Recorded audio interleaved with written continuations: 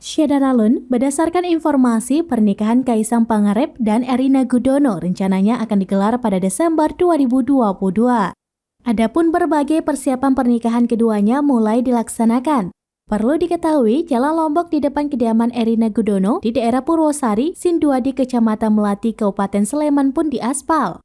Dikutip dari Kompas.com, saat pengamatan pada Rabu 9 November 2022, pada pukul 14.50 waktu Indonesia bagian Barat, tampak para pekerja masih merampungkan pengaspalan. Pengerjaan sempat berhenti karena hujan turun cukup deras. Setelah reda, para pekerja melanjutkan pengaspalan jalan. Pelaksana pengaspalan Suprianto mengatakan, proses pengaspalan sudah dimulai sejak Senin 7 November 2022 dengan dropping material. Suprianto mengungkapkan mendapatkan penugasan dari dinas untuk melakukan pengaspalan, namun terkait pengajuan pengusulan dirinya tidak mengetahui.